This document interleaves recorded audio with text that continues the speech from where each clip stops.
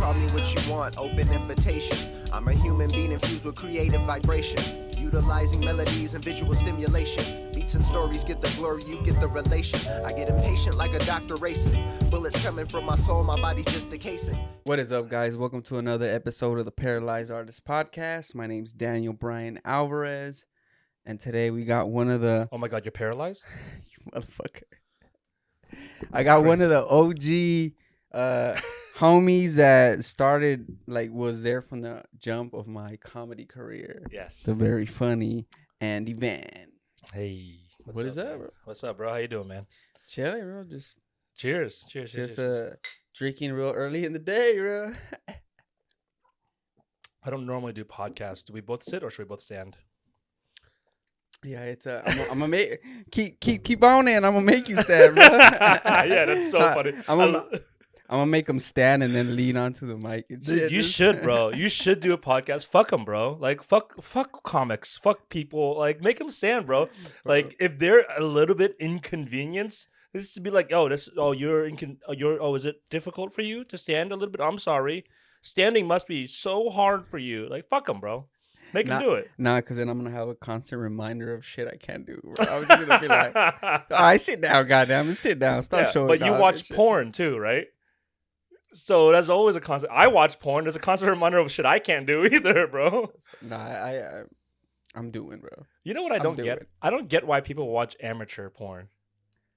The amateurness of it, bro. Just it's accessible. Yeah, I understand. Actually, no, I get that.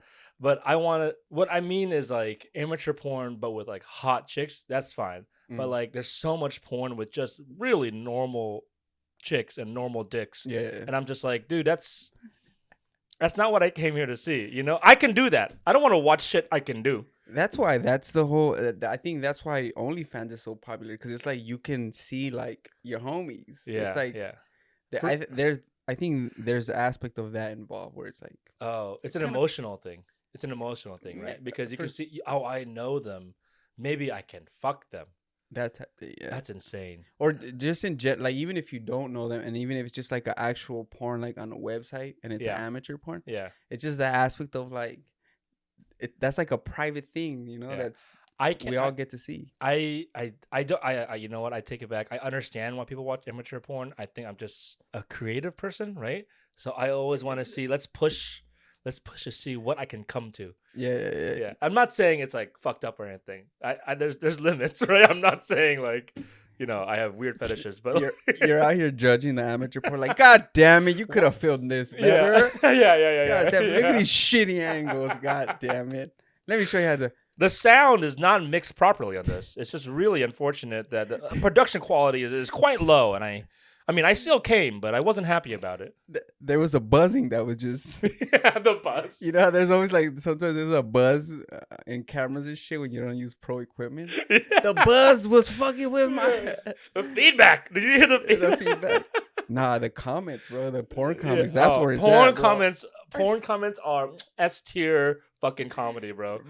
People and I, you know what I started doing? I started watching like a lot of international porn just to mix it up a little bit.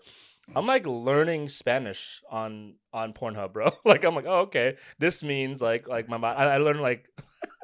How you got a translator on? I got a fucking translator, bro. Dale. You're like, dale duro en el culo, dog. Yeah, bro. I hella learned what culo was on Pornhub, dog.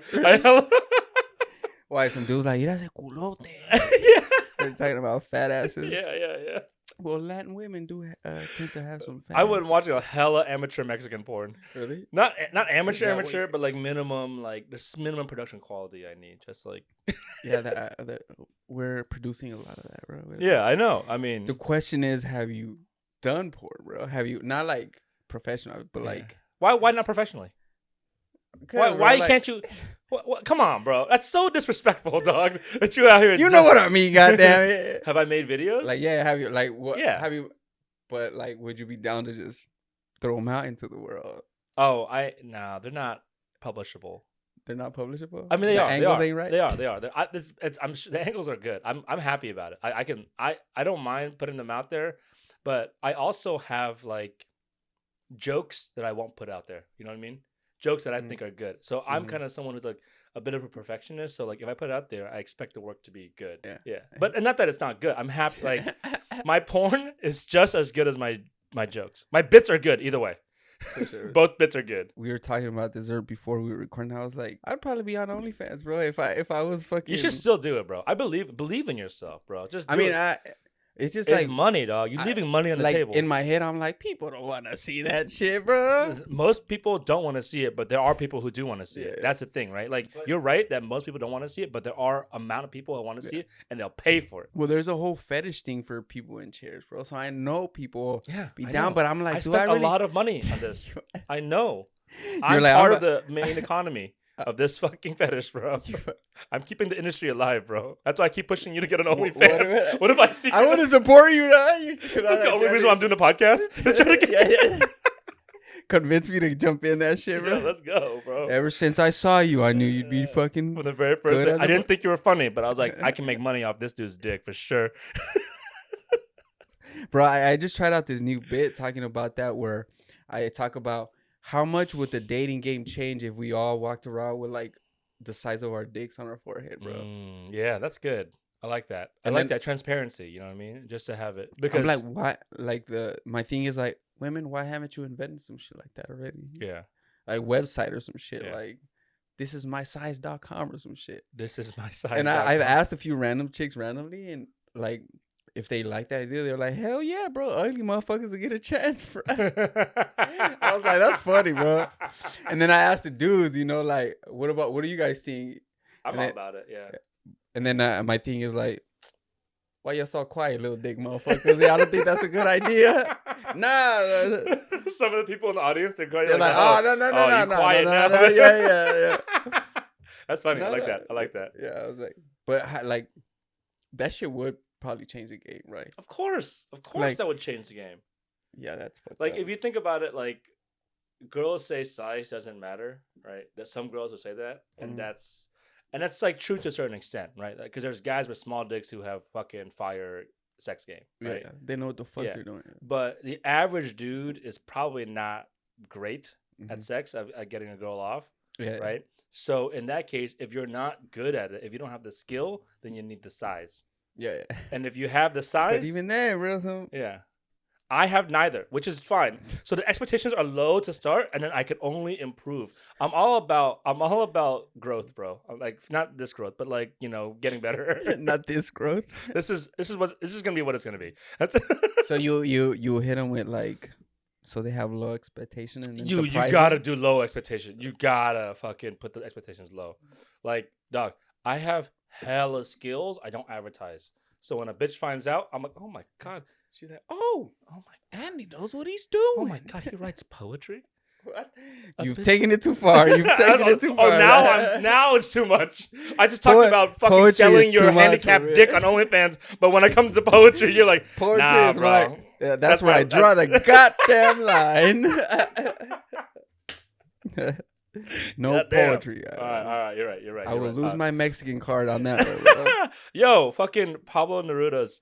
I mean, there's some great Spanish poetry, dog. Like, yeah, I'm not on Pornhub. I mean, on Pornhub, on the comments section. Some great Spanish poetry. Dude, they're fucking hitting it and reciting poetry and shit. Yeah. This is how you got down. That's funny, bro. Tus ojos. Oh, he is learning. Oh, bro. The poor is teaching him. Yeah, I want to come on tus ojos. You want your baby swimming all in her shit? That's fucked up, bro. You trying to cause pain out here? No, I would never. But if I want to make a girl cry, it won't be emotional. It's still emotional, bro. When it's always emotional. Yeah, I said earlier, like you're one of the guys that was there at the beginning of my comedy. Like, so how did you get into the whole comedy scene, stand-up scene? I moved to LA to do like sketch theater, and I was doing improv for a bit. And in my improv class, someone was like, "I run this stand-up show. Would you be down to do it?" And I said yes. And because I was doing improv, I just say yes to everything, right? And I was hella scared, so I started hitting up mics in the area. And then once I got my first couple of laughs, I mean, that shit was like crack, dog. That shit was like, so I went to Mike's like, 3-4 times a day until the next month when the show was happening, and she gave me 8 minutes, and while I was driving there, sorry, I should face away. I don't know. Not your. I was really. You see me like face? Nah, go into. Nah, I'm mic. gonna. Yeah, I want to let them know. I'm here, bitches. You can cut that out if you want. But I don't know. I'll be like, you fucking dirty motherfucker. Yeah, that's how COVID started. It's an Asian dude burping into a mic. Yeah, somebody. The next person that's gonna be on the podcast is about to get COVID. Yeah, for real, dog. Or gonorrhea, one or the other. I have both.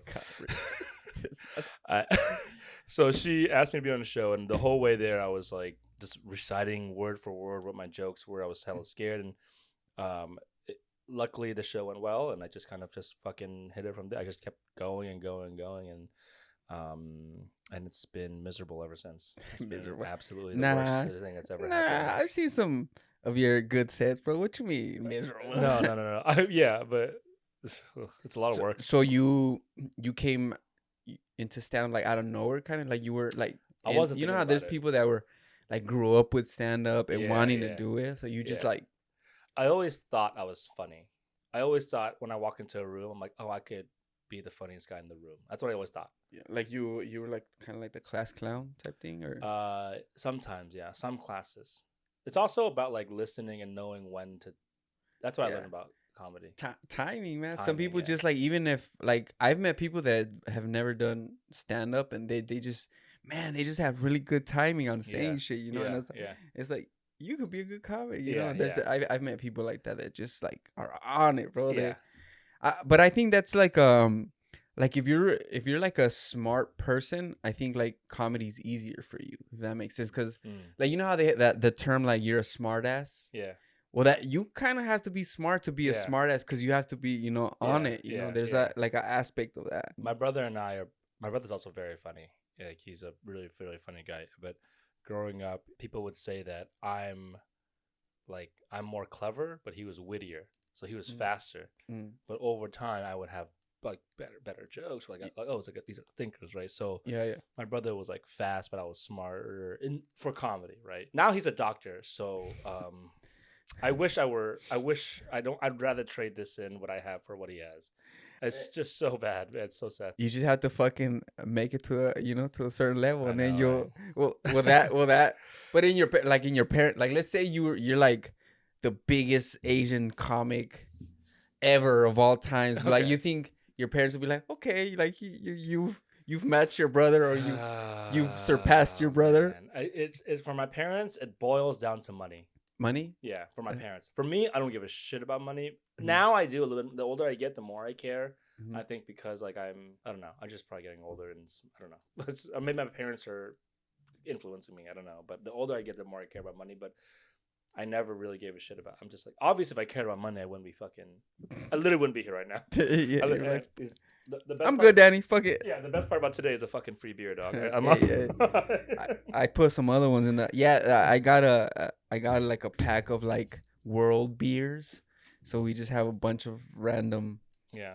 But just one of the like, I'm cool with beer, but when you drink one or two, like you just have to piss out. So I'd rather just take a few shots of Fireball. Make it fast. You're efficient. Sponsor me, dog. Yeah, you should talk to them. They have reps who can like sponsor shit. I've gotten like Fireball scarves. I've gotten like for like gifts. Like people always bring Fireball bottle. Like I'm known for Fireball. Like I'm like, is that Are you sick of it? Are you sick of it? Nah, cause I'm down to drink it. Yeah. That's hella. I'll welcome it. It'd be so funny if like the joke goes too far and you're like, I guess I can't drink Fireball anymore. I can't. But like, nah, you're still good. Nah, get a Fireball. Bro, I actually stopped drinking Fireball for a while because of an incident that I had. What happened? So like I take pictures. Yeah. Like I've been doing that for a while. Pretty ironic because you got shot. Yeah. And now you that's fucked up. I never. Am I a shooter because I got shot? Has that influence? Yeah, so I take pictures and I work with models and whatever. So I was about to do this shoot with a friend. Like, I consider her a friend. We had worked a bunch of times already together. What does she consider you? More than a friend. Oh, shit. I didn't know but that's the thing. Like, so I always like, it was a homegirl, and I was just like, when I shoot with people, I like keep it professional. You know, Mhm. I don't, because I work with like naked chicks and shit like Mhm. that. So I try to keep it I do professional. too. They don't know it, but I work with them too. I'm mostly watching, but they. God damn it. Don't say those. Like, yeah, dude, there is, like, we're fighting all these weird stereotypes with photography because there's like a bunch of dudes that aren't photographers. They're just Creepy dudes. Dudes with cameras and Yeah, shit. yeah. So I'm like, yo, professional, bro. Yeah, So yeah. You're trying to make work. You're trying to do work and shit, and you care about the work too. yeah. Shit, like I always was on that level, and with this friend, like we would kind of always hang out to shoot, and then I guess she was like into me, but I just never really. So I got a bottle of Fireball, and we got fucking lit. Like I got blacked out.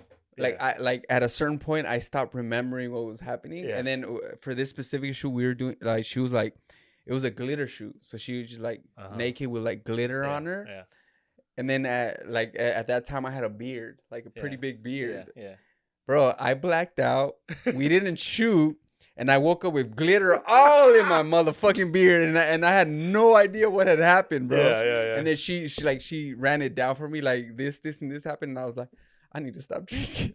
Why? Because what'd she do? We like mess around, bro. Yeah, we fucking full on. Damn. Yeah, and like what tripped me out was that I had no recollection of what had happened, and then I was like, well, she was into it. Yeah. But I was like, what if it had been some chick that like wasn't into it, and I had fucking, Oh. So I see. that aspect of it, I was like, yo, like, I don't like the not knowing. The not knowing, Gotcha, you know? gotcha. And like, she That's was a like, good you reason. said this and this and that. And I was like, it reminded me of the old me, bro. Yeah. Like, I was like, you met the old Danny, bro. Like, you met the true old Danny. you came out. The true you bro. came out. Yeah. I want to meet the old Danny, dog. Oh, Yo, no, take another shot. Take another shot. Yeah, we're about to meet old Danny tonight, bro. Nah, bro. Like, I was like, maybe I need to stop drinking a little You're bit. gonna wake up with some Asian on your beard. Oh, yeah. Oh, I'll lose my fucking G card on that one, bro. Like, I'll start reciting you some poetry, dog. It's fucking gonna go. You record that shit and then just send me the video. Like, I'm just sleepy. I'm just reading Pablo. Oh, no. Oh, I'm going to stop drinking. So, yeah, I was like, all right, I need to stop drinking. So I stopped drinking for a while, but I have returned to my ways. When was this?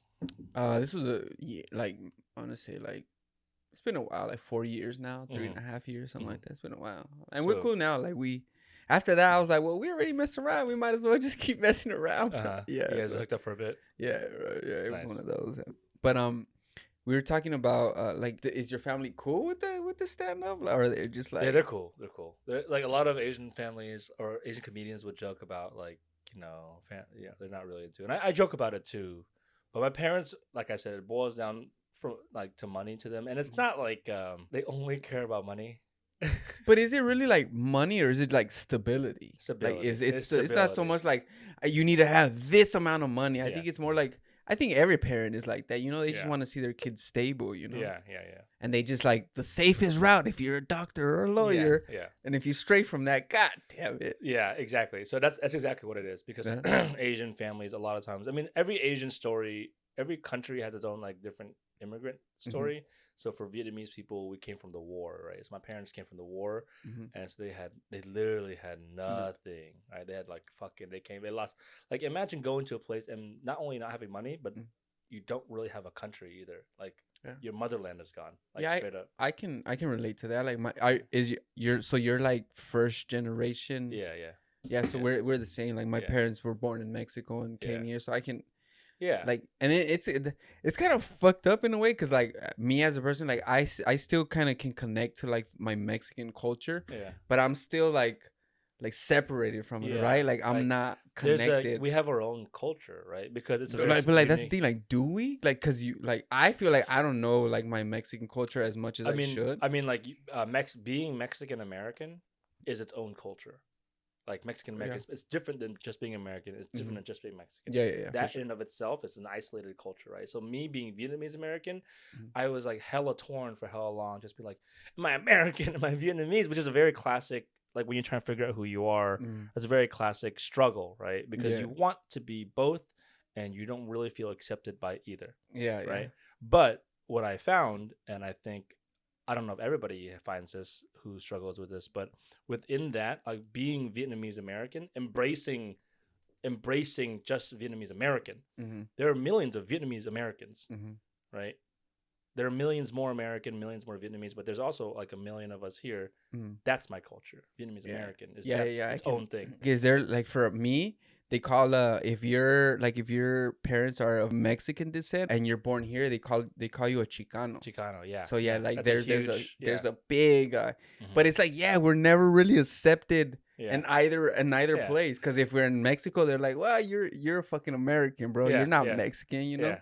And then here it's like, no, you're not American, bro. Yeah, Like yeah. you're. So it's like Yeah. you're dealing That with Chicano the same. culture is huge too, and that's a really like Chicano art is fucking dope, right? Yeah, All yeah. types of Chicano art is fucking dope. Mhm. Yeah, especially specifically here, like in Yeah. Southern Not California. you, it's but like a everyone big- else. But like not you. This is what. Hey, it is. what you mean? Yeah. My shit's not Mexican That shit's enough. fire. When I first saw your art, I was like, "You're too good to be doing comedy. Like you gotta, yeah, dude, you gotta. Like, what be are you doing here? You actually have legitimate pursuits here. You should That's be funny. focusing on that stuff, dog. You know what's funny about that is that I've been doing photography for I want to say maybe over 8 years now, Mhm. and then I've been painting on and off since I was 18. But fuck, ever since I started doing stand up, like I feel like that's the shit that I Yeah. really love. Yeah, yeah, Even on this podcast, I've had other painters, I've had other photographers, and when Mhm. I talk to those people, I can hear the passion that they have for it, and I know that I don't feel that way about photography or painting. But you feel that way. But for with stand-up. stand up, I'm like, Yeah. this is my thing. Like this is like yeah. what I, and That's then I good. feel like it even comes easier to me than this Yeah. or the photography, you know? You know what it is? It's deceptive. I mean, I think I agree. Like if you whatever you feel, that little spark that you feel for Mhm. whatever pursuit you have, you should just chase that.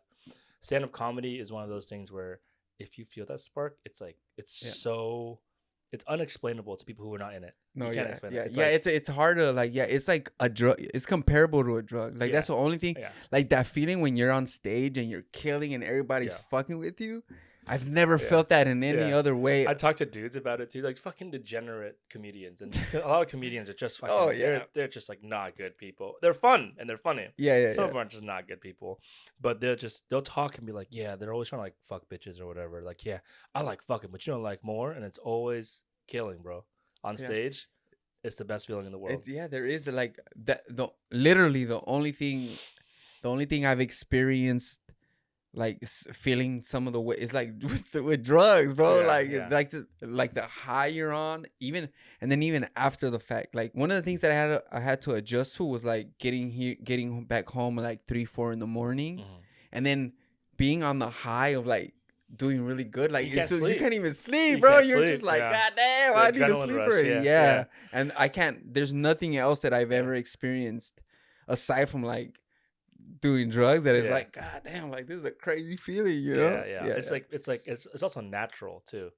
Mhm. There's something about because it comes from inside, and it's like when I'm validated, like what they're doing is they're validating. This is the reason I'm alive, right? They're validating who you are, Yeah. Yeah. That's and then when you bomb, I was like, why It's the like- fuck? I want to kill myself. I just gave it all. I gave everything. I Yeah, once yeah. bombed so bad. This happened a month ago at Josh's. Or it was at Corey's mic, the one on Sunset with Yeah, Josh yeah. Noble on Tuesday. Sometimes like that. Yeah. That place is dope, by the way. Yeah. Shout out to I'm- Corey and Josh. I've been out a few times. Yeah. That shit gets cracking. Yeah, but it's a show, and the room is like fucking hot box, right? And I had taken an edible before, I had some weed before, so I came in lit, and I never do comedy high. I tried to never do it drunk either. I want to be like pure, so I can like Mhm. work and improve, right? But I was fucking high as fuck, and I got higher the longer I was there, and I just ate the biggest fucking dick I had ever in a lot, like all year, probably the worst bomb I had all year, and it was, oh man, I was. Like, I know I bombed bad because in the middle of my set, someone walked in and sat down, and I started right at my punchline of a joke, and so the punchline fell flat. And then I was like, "Oh, you just got here?" And I was like, "You just missed it. I was killing." And everyone burst out laughing hella hard. I was like, "Fuck!" The only joke, goddamn. yeah, I was like, the only joke that works is Yeah, telling yeah. people I'm funny. Like, that's what they think is funny. Yeah. They think it's funny that I think I'm funny. It's fucked up, man. That's fuck. Yeah, like it was like the fucking. It's kind of weird because I don't know what it is, but I think it obviously my chair. I think it is my chair that has a lot to do with it, but for the most part, people fuck with me. Like they're like, I think, I think it is because they're like, I wonder what does this dude have to say? So they pay attention to me. So I've never really had too many experiences where I'm like eating shit really bad. Oh yeah, you don't think you? Nah, like oh, I see. You don't realize. I don't know, you motherfucker. Now I had one. I had a show where I bombed bad. Like not that long ago. I had because I was sick. Like I was withdrawing, literally going through withdrawal from. I stopped taking some pills. I know, it was a couple of weeks ago, right? Yeah, it was at THC. Like, yeah, I hadn't gotten up for like 3 weeks to a month. Yeah. And I was literally like shaking and fucking sweating, going through withdrawals on stage. And I was just fucking like it was. I don't even know how it happened. Like my jokes were out of sequence. Like my timing was off. It was all bad. You know when you and then, like that's the thing about people in the audience don't realize is like, oh, this guy is not very funny. We know. Yeah. Like I invited a friend that day too, and then she was like, it wasn't that bad. And I was like, psychiatrist? Was that day? Yeah, it was that day, bro. Sorry, I don't know. It was that day. No, is she gonna watch this? I don't know if she's gonna watch this. Yeah, I'm sure she should watch it. But yeah, it was that day. Hey, girl, bro. how you doing? I asked Evan after like at the party at Dom's. Remember Dom had at your party at your birthday party. I was talking to Evan because he was there. Yeah, and I was like, how do you think I did? And he was like, oh, you ate shit, bro. I was like, I did, huh? I was like, that was my first like. Well, I have bombed a few times before, but that was like at a show. That was the first time that I did bad at a show, and I was just like, God damn it. Nah, you were cool. Hey, the thing is like, that's how I know you want it. That's how I know you fucking wanted to. For a couple of things. First of all, when you bomb and you want to keep going, like that's the best. Like it's like okay, it doesn't. Learning how to bomb is part of it. Like if you learn how to bomb, that's how you're gonna get good. Give me a second. Okay. Learning how to bomb is part of hella serious talking. But also driving here, the further I drove, the more I was like, fucking Danny wants it, bro. This dude wants it, bro. This dude's in a fucking wheelchair, hella far away from THC, hella far away from all the clubs. This dude fucking wants it, dog. Oh, you stay closer to there? You stay closer to that? I used to. I used to live in K-Town, but now I'm in like NoHo. Because I want it less. Yeah, it's a little. Nah, yeah, man. Like from the jump, man, I realized like I think this is what I was meant to do. Yeah, honestly, like I have a video of the very first night that I went up. Yeah, like I got home and like I parked and then I had to talk about it. Like the way that I was feeling, I had to talk. Like I was like a little bit emotional about it. I was like, yo, like I think this is it, man. Like, and I didn't do good, but I didn't do bad that night. It was just like right in the middle. Like I got. Half of my set people were laughing, but half were like, okay. Yeah. But I like the feeling that I had. It's not about killing the whole way. It's about getting that first couple laughs. Right? Yeah. Like I remember too when I first did my first open mic, it was at Flappers. Not my first open mic ever, but the first open mic where I felt like that. It was I went back and my roommate who's a DJ and his homie who's I think also a DJ, they were there and I'm like, yo, I just did this mic. I got like 3 or 4 like really good laughs, and I was like, "This is fucking insane." I really feel like I can fucking do it. I really feel like I can do this. Yeah, that's fucking a dope feeling. Like when you're like, it's like it's like fucking for the first time. Not fucking, but or like the best time. Getting it right when you like The first time is weird, but when you finally get it, it's like, damn. Fuck, I know exactly what you mean, bro. It's like, it's like I was like I said, I was a little bit emotional. I was like, God damn, like this might be it. During the fucking or the comedy? Not the comedy, bro. After the fucking from the jump, bro. I started too early to get emotional about it, bro. I was out here just slanging dick, bro. Yeah, I bet, bro. Yeah, we'll see at OnlyFans in a bit. Fuck it, hella fireball, bro. I might just. They should call you Hot Wheels. I say like I might start going by Danny Wheels, bro. Danny Wheels? I don't like that. I don't like Danny Wheels. There's gotta be something. No Danny Wheels? No, Danny Wheels is not too bad. There's better ones. There's gotta be better ones. Hot Wheels is good. Danny. Nah, it's because I like that's too like that's kind of like one of the first things that people like. I Hot had Wheels? this dude, like one of this dude from It's too easy. from taking pictures. Mhm. He would always like, "Hey, Hot Wheels!" Like, But if you like that dude, maybe you'll go with it. nah, I'm good. I like the ladies. Fireball. No dudes huh? for me.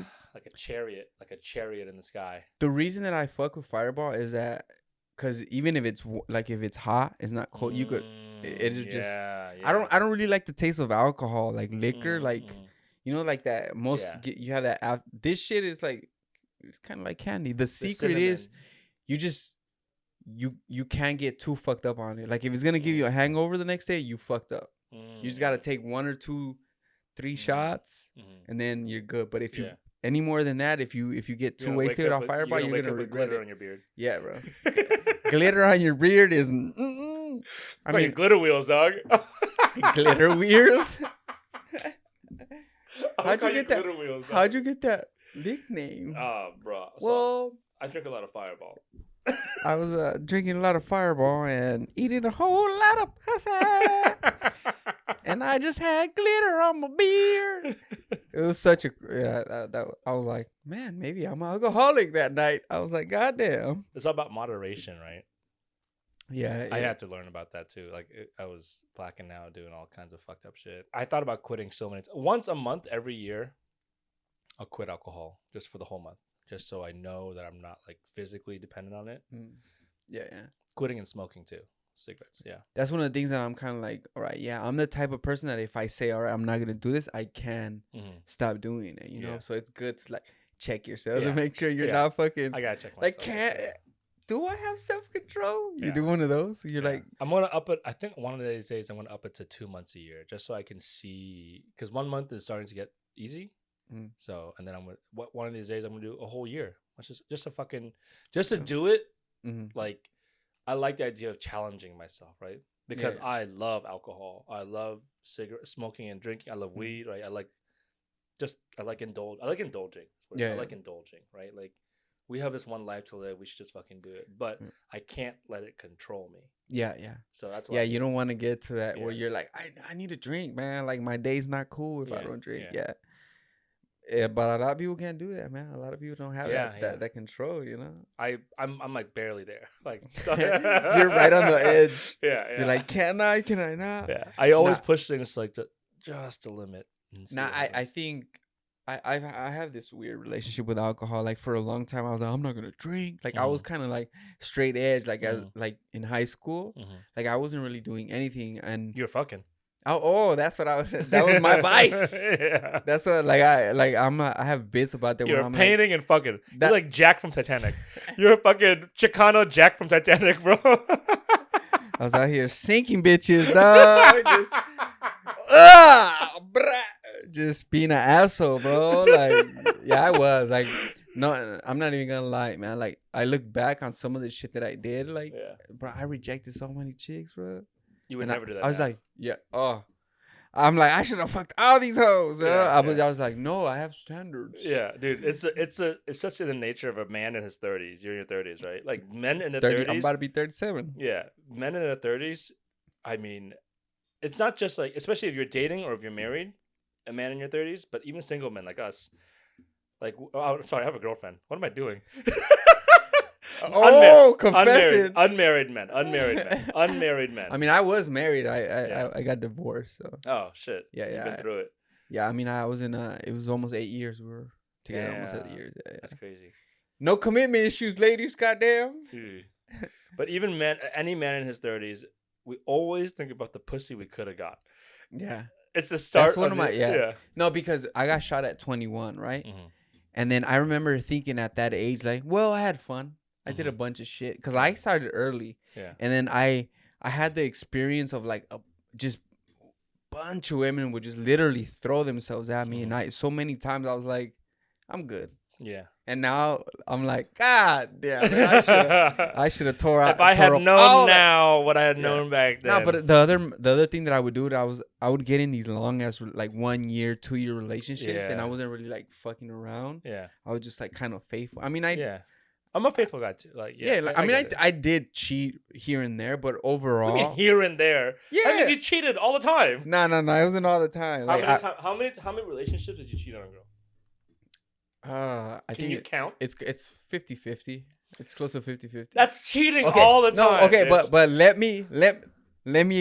I So, cheated one time and like I was 16 years old and I regret that shit to this day. really. Yeah, so that's why I don't get in relationships anymore. Now, okay, 'Cause I'm but afraid of cheating. I know what was happening with me. I could break it down. Yeah, like yeah. what it was. Like, what I would do is this: I would get in these relationships, and then when I started getting tired of the relationship, I would start looking for the next chick. Yeah. And then I would like break up with this chick, Yeah. and then just kind of. Yeah. But what it was is that like I have like a weird relationship with my mom. Why is everything with you a weird relationship? Is alcohol? That's what I it's your figured. mom. It's everything is a weird relationship. So I was have a normal relationship, Daniel. You have a weird relationship with every single fucking thing. You have a weird relationship with this With my MacBook. laptop. Yeah, we have a weird relationship with this microphone. I have just a weird relationship with painting. Everything's fucking weird. Get it. That's fix in my it. life, bro. Get your shit together. I have a weird relationship with bullets. I never met a bullet I liked. So like what I figured out So was that your mom. I didn't like being alone. Like I was kind of like always chasing like love. I was all like, I just want somebody to love me. Are you still like that? Nah, I mean I've worked on myself, so I've figured that part out. But that's what it was. I didn't like being alone, so I was always like, have someone there. Yeah. Have someone there. I was in a way it was always like I was afraid to be alone. Yeah. So I depended on women to be like Yeah. kind of like a comfort for Yeah. me, you know. So that's what I would do. I was like, all right, well, this seems like this relationship is about to end. I'm gonna start the next one, like, or I'm gonna. And it's because of your mom. I mean, I'm sure it's a big. Big. What is that? Why? It's kind of specific. Like, so there was a time right before. So my parents split up when I was like 6 or 7, and then me and my siblings all stayed with my mom, and like she was poor. Like it was like welfare. We were like welfare kids, right? But she would get in these relationships, and then she would kind of allow them to like discipline us, and like I always felt like, why is your boyfriend beating my ass, you know? And then dude, it was funny, like that shit like that would happen, and I'd be like, one of these days my dad's gonna come and I'm just gonna fucking take off, you know? Like I would literally tell her that. And then one day my dad showed up and he was like, whoever wants to leave with me, let's go. And I just moved with my dad. Damn. So I moved with my dad, but then my mom was like with this. Well, she was like in this long ass abusive relationship for like 15, 20 years. Yeah. So the dude, like, it got to the point where she was kind of like, I don't think you can visit because I'm gonna have issues with this dude. Yeah. So I think I took it as like a rejection. Oh. So I was always like looking for like, damn, I need like my mom's love. Yeah. So so I think that's where that's where that comes from. Yeah. So once I figured that out, I was like, all right, I need to work on myself, bro. When did you figure that out? After my marriage ended, I was with my ex for like we were almost 8 years. Yeah. And then the thing is, like, dude, we actually loved each other. Like I loved this girl. Like she was like the actual first girl that I invested like an emotional, you know, like I actually was like, all right, I'm gonna give you everything, you know. Yeah. And then she was also the first chick that kind of like hurt me. And then that was like the big thing, was like, God damn, this is a fucked up feeling. I don't want to feel this way. I don't want to make anybody else feel this way. Yeah. So I was like, you got taught empathy. Yeah. Honestly, like after that, I feel like every dude needs to go through that experience of like 100%. a heartbreak. Fucking 100%. Every dude needs that. Yeah, because it changes you, man. Yeah, like it really, at least for me, it humbles you. Yeah, bro. Like that's a like. Do you think that humbled you more than being shot? It's pretty close. Yeah. It's pretty close because I was always like I said, women were always like I didn't, bro. I realized I had no game after my injury because it was always about looks. Like I never had to work to get women. Yeah. I think actual strangers. I totally relate to that. I understand. Yeah. Oh yeah. No, you and I were the same. Bro, honestly, like I think I only picked up on like 3 or 4 actual random women. The rest, it was always like my cousin's friend or one of my sister's friends, like, your brother's cute, like, what's up? Or like at work, like it was always that. Like I never had to work on getting like a girl. Yeah.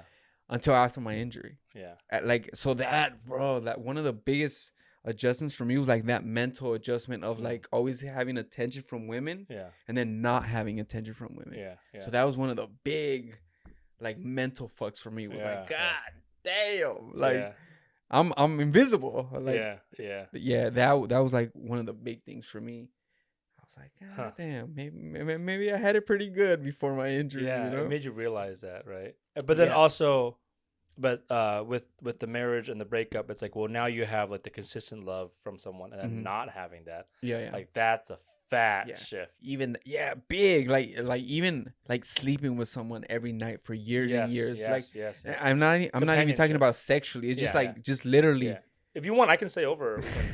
If you need it, I'm here to help. I don't need a man's love. You don't need a man's love? Dude, a man's love, I tell you right now, a man's love is better than a woman's love. Bro, not to you, dude. A man who dotes on you, who can fucking provide, who can fucking sexually please you, who can take care of you. A man's love, that's all encompassing. A woman's love, but I gotta cut this out. I don't want to get in trouble by finishing this thought. I'm dating someone right now, and she's great. I'm not cutting that out. Cut that shit out, I'm gonna zoom in on your fucking eyes. No, I think a man's love. I'm sticking with it. A man's love is better than a woman's love. Fucking fight me. I don't know, man. Fight me, bitch. We I don't think like you. Not every man. We don't connect. I feel like we don't connect like women do. But not every man, right? But the best man's love versus the best woman's love. I mean, put them head to head. I think men. In our society right now, I think what it is like because most men don't give their love. Yeah, so if you do get a man's love, a true, because most women, that's a big mistake. A real man. Like for me, a real man is like someone who can be emotionally connected. Like a real man needs to be emotionally connected. Yeah, like but most men don't emotionally connect. So if you do get, I do agree with you. Yeah. Like in that aspect of like if you get, like as far as when it comes to like giving, because I like in general, like most women, they'll like in a relationship, they'll like, here I am, here's all of me, and most dudes don't do that. Nah, you're right. I don't give up. So if like in that aspect, I think you're right, and like pure like if a man purely gives all he has to give, I think it's damn, that sounds hella sexist, bro. Like it does sound sexist, and then it's wrong. It's like but I get what you're saying. It's just different. It's equal. It's actually I'm wrong. I thought it would be funny to say, but now when we actually break it down, it's like equal. But I think but in a way it's almost like pure, because like most men aren't willing, like especially like what I'm talking about. Like I actually invest in my emotions in my last relationship, and I was like, damn, that shit sucks that it didn't work out. Yeah.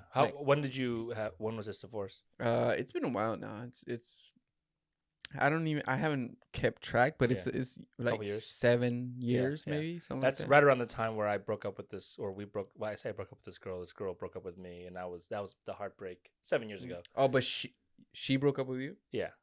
But and had how many times? Like, dude, that was the first girl that broke up with me. I was always the one that was leaving. Oh yeah, I mean it happened. I mean, there's a lot of complicated ones too, where like I break up with her, maybe I try to like hit her up again, and then she dumped me. You know what I mean? Like that happens sometimes. Yeah. Or like I almost always initiate the breakup, except for this girl who broke up with me.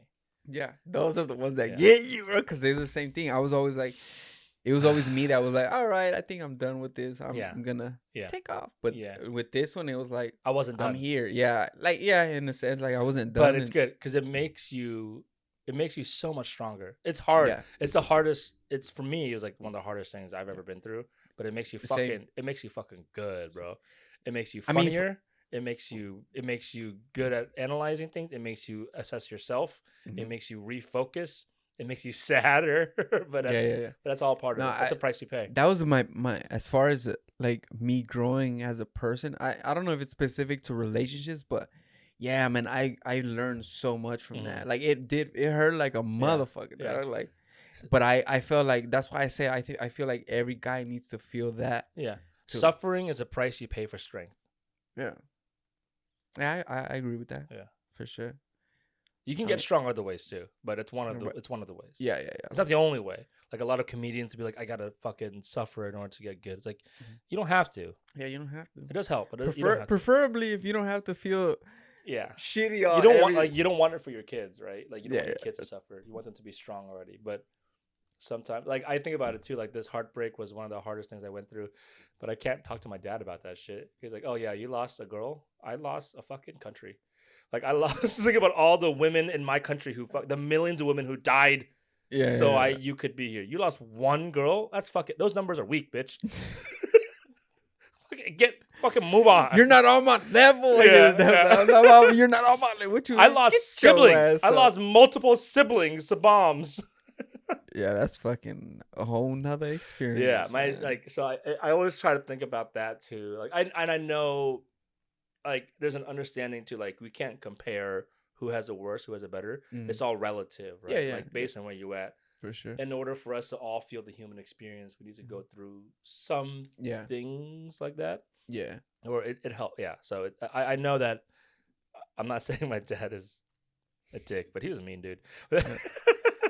That tends to be the case with dads. That's like the dad role, bro. Yeah.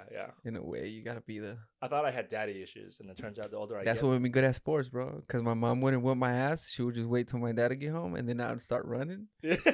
Bro, man, I'm not gonna just give you that ass whip, but you gotta earn it. And I would fucking run, bro. My mom. That's why my mom wouldn't whip my ass because she couldn't catch me.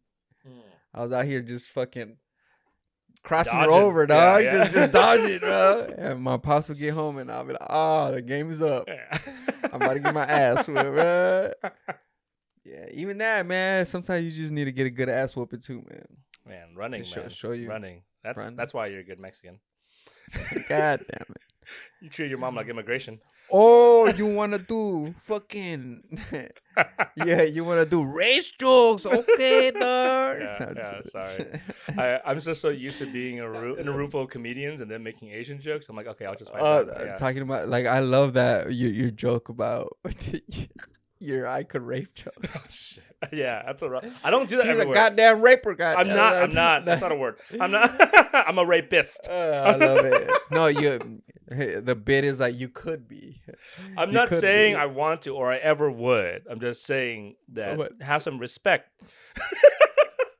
I remember hearing that. I was like, "Oh, that's so fucking hilarious." I don't want to tell the joke. I don't want to unleash that joke into the world. Show if you guys want to see the joke. It has to be a very specific show where every comedian is like a raunchy comedian, so the crowd knows what's up. Mm-hmm. I can't do that at every show. It's such a harsh. You don't feel like you could do that at any. It depends. Like sometimes I'll take a risk because I feel like that's funny enough to where you can get away with it with any crowd. Possibly, I'm too scared to. You know what it is? I've early on in my career, I crossed the line a couple times, and that kind of like, oh shit, okay. So I had to know exactly. Cross the line where you feel you crossed the line, or like the reaction you got made you feel like you crossed the line? I feel like I crossed the line, right? And it wasn't on stage, right? I was working through. I have this bit about like where I use the word gook, right, which is like the worst slur for my people. Gook is the worst thing you can call me. Like, yeah, it's very offensive. And I was like working through a joke about it. And then so I was just saying gook a lot. It's like, if I can say it, it's like my N word. I can fucking say it. I don't want anyone else to say it, but I want to fucking say it. Like, I like that a little bit, you know? It's like a little bit of edge, a little bit of power.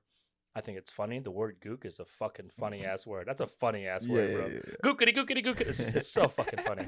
It's really funny. But it's not for everybody. So every year, my friends out in the Bay Area, we have a Christmas party, and we're all Vietnamese, and they're all funny and great, and I love every single person in this friend group. Some of the guys and I were just shooting this shit at this party, and I kept saying gook, and one of my friends, she brought a date who was Korean, and I was drunk, and I was like, yo, dude, it's another gook, like, and I kept calling him gook. I called everyone gook. I kept calling him gook all night. And I thought it was the funniest thing ever. Apparently, I got drunk. This is what, and I thought we all were having a good time. Apparently, not everyone was having a good time. And the next day at lunch, my friend was like, "You think you can read a room? You think you're self-aware?" I'm like, "Yeah, I think comedy has taught me to be self-aware." She said, No. You think everyone was comfortable last night? I was like, "Yeah, we were all laughing, having a good time." Because you were laughing, you were having a good time. that Korean dude was not having a good time. And you kept calling him Gook all night. And to this day, they call that Christmas Gookmas. If you can't, like, if he wasn't comfortable, and he didn't say nothing about it though, like, he a bitch too, bro. He probably was. I would have been like, it was a new situation for him, right? He just going and I'm just gonna like. nah, bro. Like, I'm not gonna let somebody like, if I feel disrespected, I'll be like, yo, bro, check yourself. You're gonna. That's true. That's true. And I generally will, but I understand where he's coming from too. Where he's going into a party, he doesn't know nobody, and. Yeah. He Well, I mean, but he could take you. He could be like, "Yo, bro," like take you on the side and be like, "Yo, man, like why you keep like Yeah. like Maybe, even not even like confront, like just Yeah. like a Like, conversation, yeah. just Maybe he tried and I was too drunk. I don't know because I blacked out for sure. okay, then, yeah. You probably said some other shit in there. You don't remember. Yeah. I probably said You were like, "You gooky motherfucking ass bitch. What's up, player?" I know I crossed the line because after I talked to everybody about it, they're like, "Yeah, dude." It was funny because it was so bad. I was like, "Oh, that's why you're laughing, not because." Oh yeah. Not that. Yeah, you don't want. Yeah, those are the laughs you don't want. Right? Yeah, You don't want to. They were laughing at me, not with me. But I mean, not to give anybody an excuse, but like it's a weird experience when you're that drunk, where you're like blacked out, where your mind. The thing is, if I'm with comics, if I'm with comedians, I know I can do that shit. Yeah, right. yeah. It's just because you guys understand what I'm trying to do. I'm trying to be funny. I'm trying to say some shit. Like you get like we're like riffing or like we're dicking around. We're working out in a way. We're kind of working out jokes. Subconsciously. Mm-hmm. We're working out timing. We're working out what's clever. We're always practicing. Like we're at the gym. You know what I mean? Yeah. Seeing if it's funny. Yeah, seeing if it's funny. Yeah. Right? So we're working on it, and they're just trying to enjoy Christmas. Dude, they were like the party was great, but Andy, oh man, he went Jesus, gooked out, bro. He all gooked out. I was like, oh shit. But in a way, like I said, not to give anybody, like, once you know somebody's that level, like you should be like, all right, he's fucked up, bro. Yeah, like, it's true. I don't ask for understanding. I just ask for forgiveness. I will try not to do that in that context. That's about reading the room, right? I did not read the room good there. Well, it's kind of hard when you don't remember what the fuck you're saying. That's true. Like, that's true. And that's why I wouldn't bust out this joke in every room, because I'm like, okay, sometimes I will, and I think it does well when I do use it. But I'm not gonna. I mean, there's some shows where you just can't do it.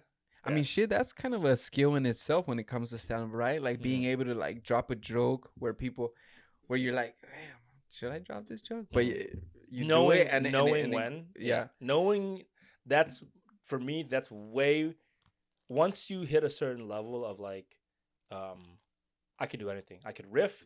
I could crowd work. Mm-hmm. I could tell clean jokes. I could tell really raunchy jokes. Mm-hmm. Once you have all the skill sets, then it becomes when to plug and play. Right. Yeah. That's the next like skill that I'm still learning how to do. Mm-hmm.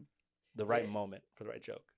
Yeah, I yesterday actually I was at Third Wheel, and this dude I hadn't seen before, he did his set, and he did this bit about he was like riding a roller coaster and a pigeon hit him in the neck and the fucking pigeon got stuck and it was just flapping around, and I thought it was funny. Yeah. But some people I guess did it, and then the way that he's still working it out, so he's still trying to figure it out. So it's funny, the concept is funny, but he still needs to work it out the right way. Yeah. So whatever, like he did his thing. I wasn't even paying attention. It was like whatever. Yeah. I heard it.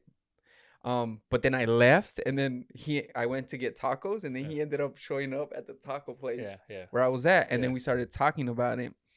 And then what I was like is like, bro, I think you can get away with almost anything as long as you get people on your side. Mm-hmm. So I was like, he was like, I wanted. Oh, he was telling me because I guess today he has a show, like a show, and he was like, it's a bit I'm still working out, but I want to do it really bad. Mm-hmm. And what I was like, what I told him, I was like, well, just start with shit that you know is funny and get people on your side and then try it. Mm-hmm. Yeah. You know, and he was like, I didn't think about that. I was like, yeah, bro, like once people are on your side, it's so much easier to drop shit that. And it's way harder to do in front of comics who are on your side, but we've watched so much comedy, we need like a little extra like. Yeah. Like that's why at Mike's that rape joke hella works, because comics are like, oh, I haven't heard that shit before. Yeah. I was just like, that's funny, bro. Like, you could rape, huh? It's a good joke. It's not a fun joke for families, but it's a good joke. Yeah. It's a structural thing too, where it's like I surprise you with one thing, and then I surprise you with another, like a one boom boom. Yeah. Yeah. I was like, yeah, that's what it is. Like you just have to get people on your side, and Yeah, I feel exactly. like you can As get long as away they're on my with side. most. Yeah, and it's like a way you tell it too, like where I'll be like, I can rape, I can. Yeah. I could take a bitch down. What do you mean? In Asia. No? Yeah, that whole aspect of it. Like here we don't do it because these bitches is bigger. But Yeah.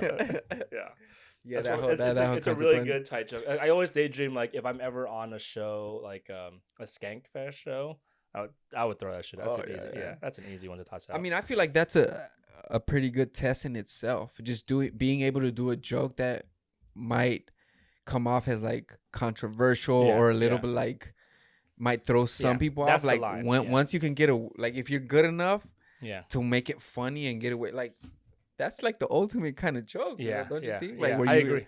Where you like, you're almost like, damn, that's it's like funny. playing with fire, dog. Yeah, exactly. Like you know, like, and that's why I got into comedy in the stand-up comedy. That's why I love it in the first place, because it's like you love stand-up comedy. It's like, damn, he just fucking got away with this insane thing he said. Like he got away with it, and that's like amongst that's like the ultimate joke, right? Yeah. Amongst like amongst comedians, it's like, oh no, he dropped that one on him, and he got laughs. Yeah. Like it's not my favorite joke I've written, but I know that I touch it here and there. There's a couple of jokes I do where like, damn, he got away with that.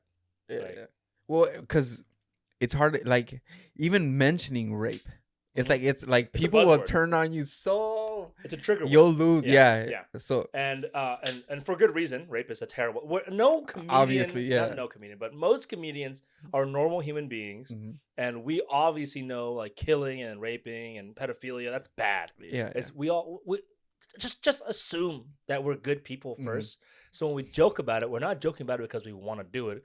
We're joking about it because someone told us we can't joke about it, and now we want to joke about it. Yeah, and you want to test that line, like where is this shit? Like, oh, you said too much, or when is it like, bro, that's fucking hilarious. Yeah. That's like, that's what that's the whole point. Yeah, I think, right, but there's what I found.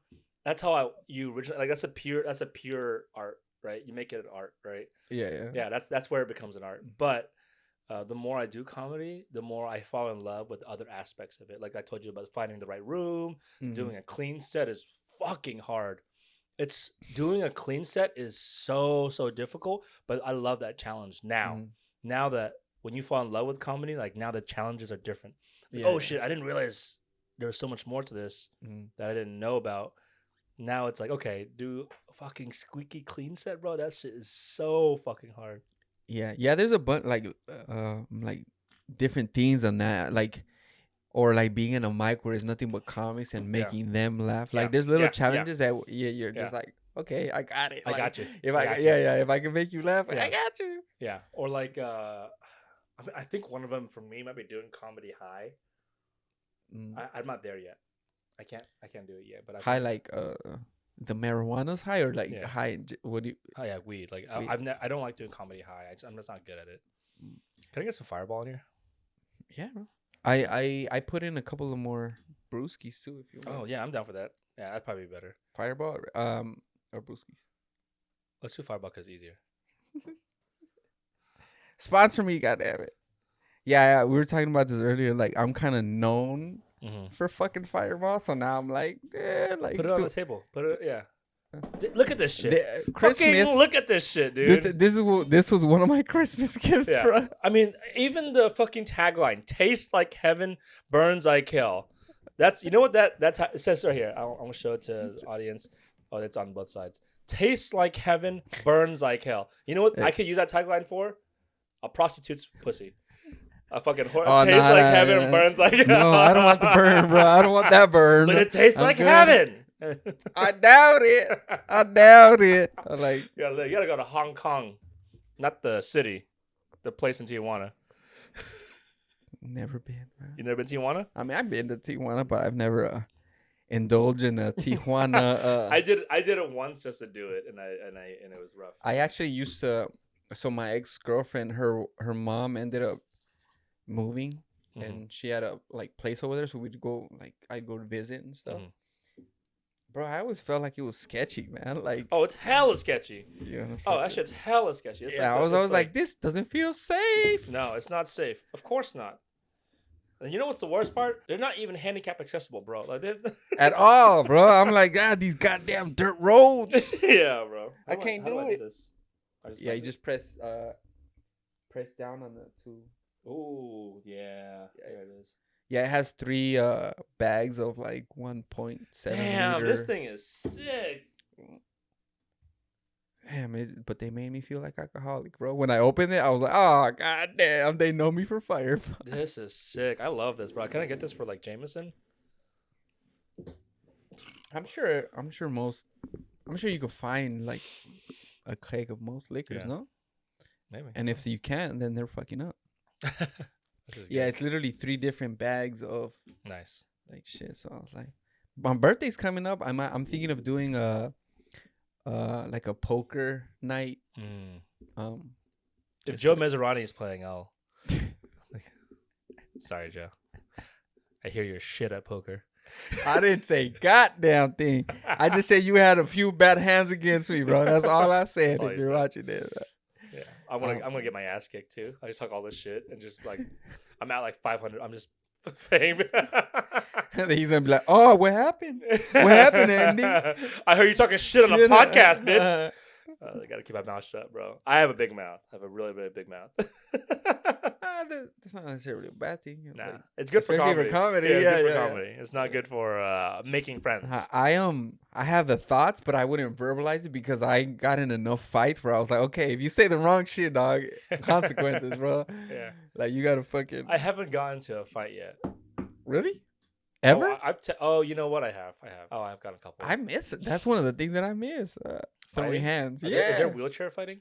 There is. Like I was talking with my homie that's in the chair. I was like, we need to start a fighting league, bro. Yo, that shit would be sick. There is like wheelchair boxing. Fuck yeah, dude. You should do it. You should, dude. That'd be. I would do it. I would be totally. Down, yo, bro. I would hella bet on that shit. Yo, I'm a fucking gambler, bro. I would fucking put money, dude. I would. God, that sounds like amazing. Hey, I fuck around and get mad and I swing out. Oh, bitch, shit, bro. Yeah, stop throwing these hands and just. Took it hella personal. Yeah, like, bro. Nah. Yo, I gotta bet on fucking wheelchair boxing, dog. I gotta bet on this. I gotta put some money down. I need to talk to Bookie right now. My Bookie right now. I gotta talk to him. I think they were considering it to make it like a Paralympic sport. Actually, dude, I would throw hands. Shit. Like I know that there's clubs in the East Coast that like they have like actual boxing, like wheelchair boxing kind of like leagues, like where it's like people are that shit's just good TV, dog. I would put money in a production company to stream wheelchair boxing. I would be down to be one of the people boxing. I will be a wheelchair boxing promoter, dog. Yeah. I will 100%. You know how we talk about how comedy is a life? This is my life calling. This is what I was meant to do. This is what I was meant to do, bro. Promote wheelchair boxing. I'm just excited since I started doing comedy, dog. This is incredible. You're like, they don't let me fucking fight these chickens. I'm a fucking. Because isn't that a thing? Like, chase chickens, right? No, cockfighting. Cockfighting. Oh, isn't that a big thing? Yeah. And, like, I know it's a big thing in my culture. We do. We don't. We do We do different animal fighting, not dog fighting. That's for dinner. There's a little dog. That's for dinner. We don't make our dinner fight. That's fucked up. I'll do it. I'll make fun of your race. I'll make fun of my race. Right? It's very equal. I'm not. Damn, bro. For you, on the border, they shouldn't build a wall. They should build stairs. No, for real. That would keep me out the game. I'll be like, no. It's so funny, like, talking about that. Like, it's so funny when people try to make those jokes, like, in a club. Bro, people don't fuck with it. No, it depends. It depends, right? Like, I remember I made that joke about the COVID thing, but I was the only one who liked it. When you got COVID, and then I said, and I was like, I think I used that, and people fuck with it, like the really? whole like even your COVID, yeah. fucking disable. Tell the people that. So Daniel got COVID late in the game. He got it this year, and I asked literally like 2 months ago. Yeah, we were DMing each other about something, and I think we're trying to figure out when to do this or whatever. Mhm. And I was like, damn, you got COVID. And he goes, yeah. And I was like, have you gotten it before? He goes, no, this is my first time. I thought I avoided that shit for like 3 years. I was like, damn, Daniel, like even your COVID's disabled, bro. That's crazy. I was like, Took hella long to get here. I got that COVID. I got that slow COVID. Slow bit, bro. You got the slow bit. I got the slow bit, bro. A few people did, bro. A few people got that slow bit this year. No? Yeah. A few people. Hey, cheers, bro. This winter, slow bit just crept up on motherfuckers. Yeah. Yeah. That's good.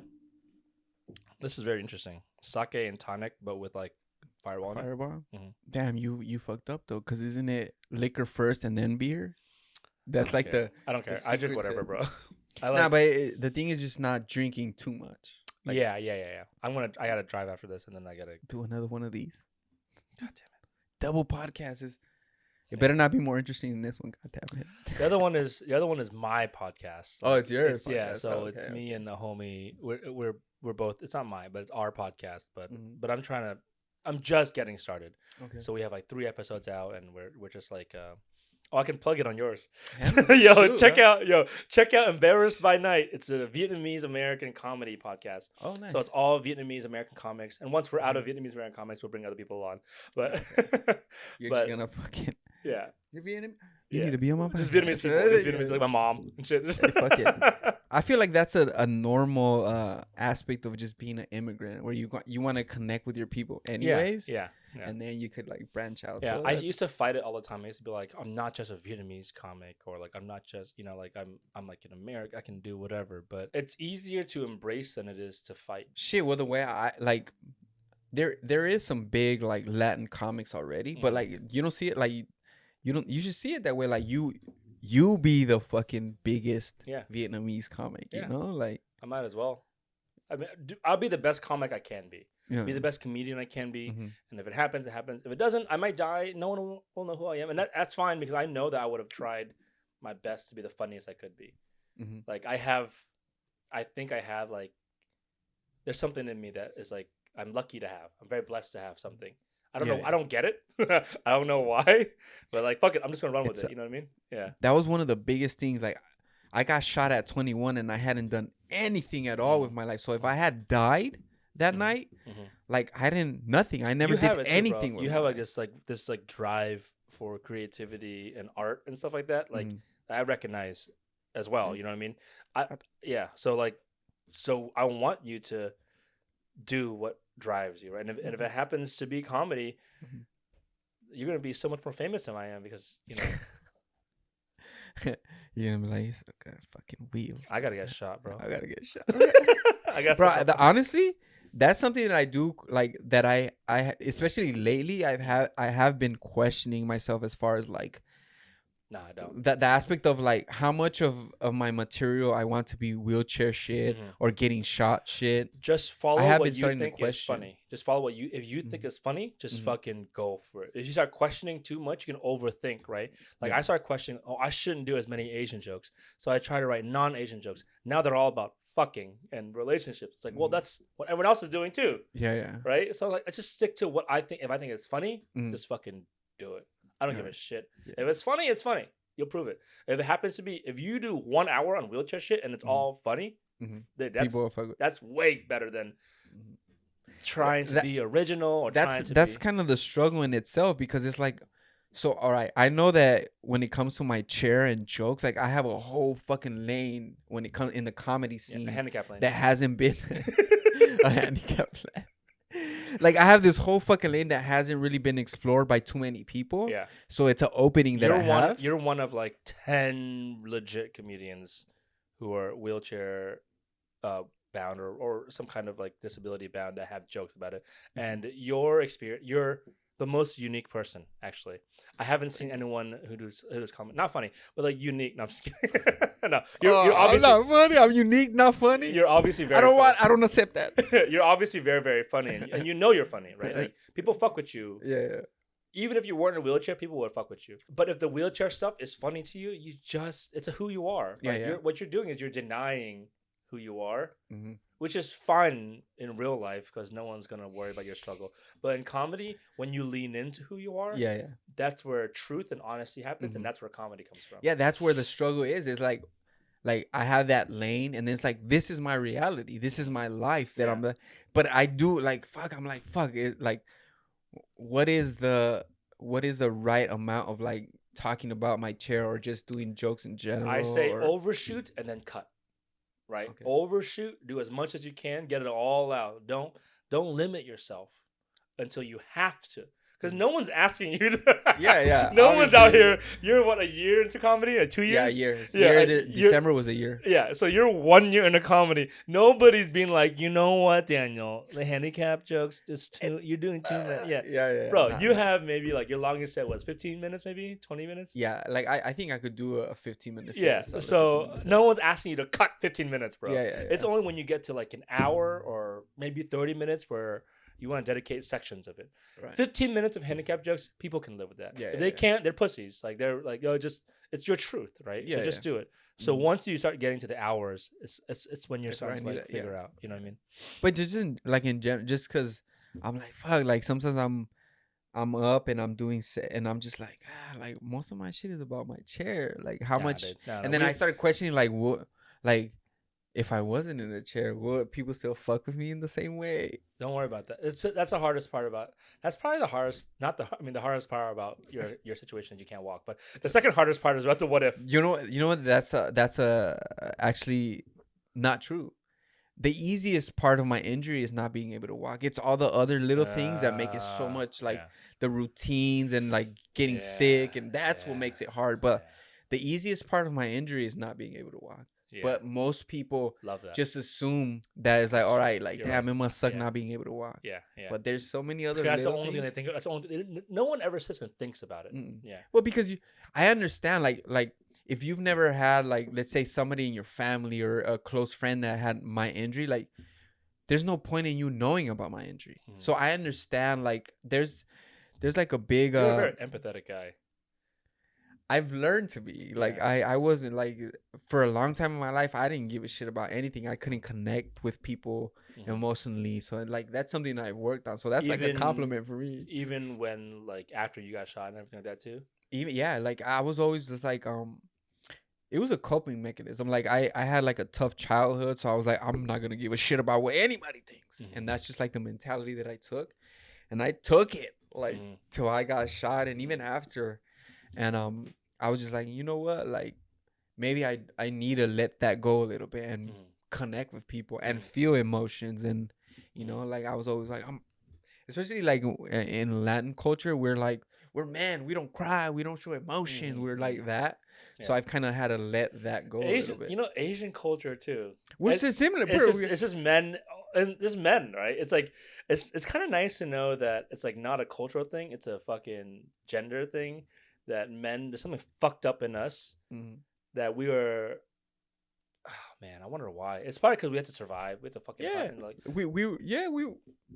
There was a time where you had to be on your shit or you would die, literally. Yeah. But now we don't have to. So now we have the luxury. That's how I know we're living good. We're living good in America because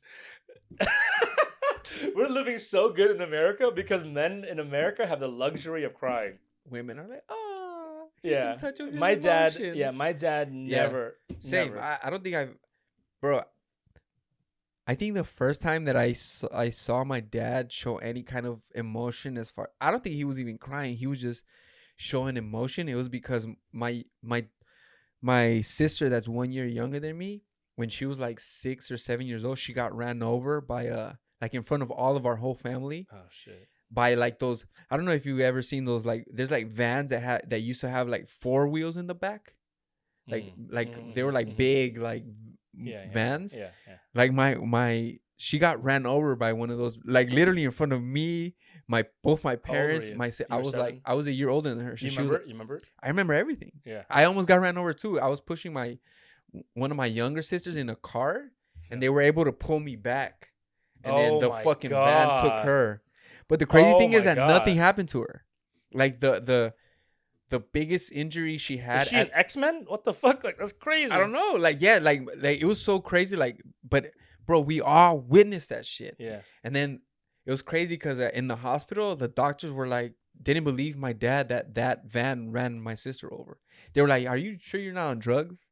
They didn't believe him because she didn't have injuries. That's fucked up. They said that because she didn't have injuries. Yeah, The only thing she had was like a scratch on her pelvis, and that was literally it. God damn. She had no other injuries. Damn. I think like now she developed like scoliosis, and that might have been a factor from it. But at the time, no injuries. Damn. So they were like, "Are you sure you haven't been drinking, sir? Are you sure?" But I remember that night, like my parents were always talk Spanish. Yeah. And that night, I distinctly remember that was the first time that I can remember my dad talking English. Like he was saying like I don't remember the specifics, but he was like talking English. Damn. In that incident, and then that's a whole nother. That's fucking, crazy, man. That's fucking crazy, bro. Yeah, like I tell people like, even if I hadn't gotten shot, I've been through so many shit in my life that I have an interesting story anyways. Yeah. So just adding the getting like, shot. This is like, that's probably a huge thing that people who have like are wheelchair bound or who have like a, what's the right phrase? Like a disability or a disability, a physical disability. Yeah, like that's just a fucking part of the story, and it's one thing that happened to you. Mm-hmm. It's one fucking thing. You have a million things that happen to you. You woke up with glitter on your beard, like that's. That's way more interesting than getting shot, dog. That's way more interesting. With no knowledge, knowledge of it. Because I remember the night that I got shot, I was kind of fucked up, but I wasn't that fucked up. So I remember every single thing. I've never been shot. I've also never woken up with glitter in my face, fucking beard and shit, bro. Like, hell no, dog. That's funny, bro. You got that glitter pussy, bro. That's way more interesting. That's way interesting, dog. Bro, but I was tripping the fuck. I was like, what the fuck happened? Yeah, that's hilarious, dog. Yeah, that's my drinking too much Fireball drug story. No, that's good, bro. That's good. I might have her on the pod. She's been asking me to be on the podcast. The person that this incident happened with. Yeah, I want to meet her. She's been asking me. I have so many questions. I have so many fucking questions. When is Danny like all fucked up? Oh, I'm gonna find out. Let's go again. Cheers, dude. I mean, we've been going for a little bit, and then you have stuff to do. But I always want to ask, like, people that are into comedy and then are good at doing comedy. So people that are coming into the game that are just starting out, like, what advice would you give for people that are just starting out, or something you might have wanted to hear when you were new to the scene? The best thing I heard starting out, the best advice was just fucking do it. Just keep doing it as much as you can, because it's all about like the reps. Because everyone learns differently, right? Mm-hmm. Everyone has a different thing that's going to connect to them. Everyone has things that are going to speak to them, right? Mm-hmm. Like that rape joke. I think it's a little funny too. It's not the best joke I've written, but it's a good joke. But that's going to hit you harder because that's your style of comedy, right? Mm-hmm. But there are other I met enough comedians who just do family friendly jokes, and I'm like, oh, what's But I watched them perform. I'm like, they're fucking good comedians. They're good comedians. They're strong. The skill, the craft. Mm-hmm. There's a difference between craft and art, right? Mm. There's technical skill and there's things that move you. You got to get good at the craft before you can do the art. Mm-hmm. Yeah, I think that's a lot of people's mistake. Yeah. Like, I can think of a specific situation where it's like I've seen a bunch of it's dudes normally that they'll try to do like race jokes. They'll try to do shit that's controversial, but they don't have the skill to do it. Yeah. And it just comes off as being racist or being, and like, it's like a fine line that you have to that's where the skill is, right? That's where like the guys that are good really show out in that aspect. Yeah. Yeah. And the audience is the best test, right? Because they will know. Oh yeah. They'll tell you. Yeah. And so that's why like I always try. I think just this year I stopped doing as many mics. Like the first half of this year I was doing more, but if you had met me like we started doing comedy a year ago, if you had met me like the year before that, when there wasn't no pandemic and everything, like I was out all the time. Like all those fourth wall guys and shit, like third wheel guys and fourth wall and like Hollywood comedy. Like before Hollywood comedy was even a thing, right when fourth wall was like starting to before third wheel, like all this shit, like all of us were out all the time, and that's kind of like how it's the only way to do it, really. Yeah, I mean, cause it's like fuck, like anything else, like if you get into almost any other thing, like you could practice it as much time as you want. But with this shit, like when you're really practicing is when you're on stage and you can only get 5 minutes at a time, 7 minutes, 10. Yeah. You know, it's you have to be on The it. other thing too is like people tell you to be on and go open mics, but one thing I learned is also if you find a friend or two, a comedian friend or two who you trust, who understands your sense of humor and you understand their sense of humor and you trust their like feedback, just riffing with them one-on-one or just working out tags with them one-on-one. I was like, yo, does this work? Does this work? Does this work? Does this work? That is more valuable than 5 minutes at a hole in the wall mic. So yeah, what I was doing is like after most open mics, I stay and talk to like the guys after the fact and just try to get feedback or run shit or just like, just having conversations in general and developing shit. That's been a big help for me. And I realized from the jump, I was like, okay, this is something that I need to be doing. That's a part of the comedy thing that it's gonna be a thing that makes me better at. Yeah, they say the hang is just as important as the stage. Yeah, I mean, yes and no. It's like a give. I mean, in what I've experienced is like for sure. I've like, dude, I've come up with some of the funniest shit after just talking to the guys and being like, yo, I was thinking about this, and they're like, yeah, take it this way or that way or whatever. Yeah, that's been a big part of shit. Even in it's like I've gone to like the Comedy Store a few times, but I haven't been around someone like what you would consider like the big comics, right? And I've just from being around like the average open micer, I've learned so much. So I'm like, fuck, imagine when I'm around the guys that actually are like funny. It's not even that. I've met funny. Fuck you. I consider you funny as fuck. Fuck so you, bro.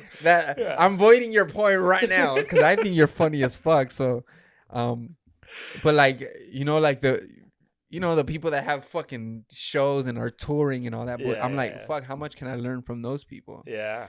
So that's why I want to get on the road too. Find some comics who are better than I am and who've been doing it for longer, and just like we'll go together. We'll work out some shit. Like we'll rip out, and then we'll just. Every experience is new and good, and anything you can learn from anything, man. And it's really like if you're open, you can definitely. Yeah. So before we get off here, anything else you want to like? Any shows you have coming up? Anything you just want to leave people on? I got a couple of shows coming up. Just check my Instagram, Andy Van. But the main thing is my my new podcast I'm starting. I started already, but we're tweaking it. We're changing it up. So every iteration of it every week right now is that we're going to try something new and different until we find a format that we like. For sure. It's short. It's not more than an hour long. It's only like between 30 and 45, hopefully. And I know that my audience and your audience, it's not a lot of overlap. But if you're trying to fuck around and find out about Vietnamese Americans and how the immigrant audience is like, I mean, I'm like, I'm saying, I'm like, this would be like my 25th episode, and I'm still figuring stuff out. I'm still willing to like try new shit. So the setup is sick though. Yeah. Straight up. Yeah. Appreciate it. Yeah. I'm like, ugh. This setup is sick. The setup is so. Oh, sick. You mean the tonic with the fireball mix? Such a sick setup. What was the name of it again? Your podcast, so they could. I'll put it on the screen. Put a link to it. Embarrassed by Night. Embarrassed by Night. Check it out. Thank you, Daniel. Appreciate it, man. For sure. Thanks for coming out. I appreciate it. Keep fucking shit up. I look forward to seeing what else you have coming up, man. See you around, bro. For sure. We out. Pacing in my studio, just coming up with dapper bars to spit in crucial situations when I play the rapper's part. Heard I got a denim heart and lyricism in my jeans. Cut a track down, leave it bald head like Mr. Clean. Spit it mean, a record fiend. I school you niggas, call me Dean. I'm always speechless, never seen. Stay on the chase for minty green. It's local how these niggas say they ballin', but they broke though.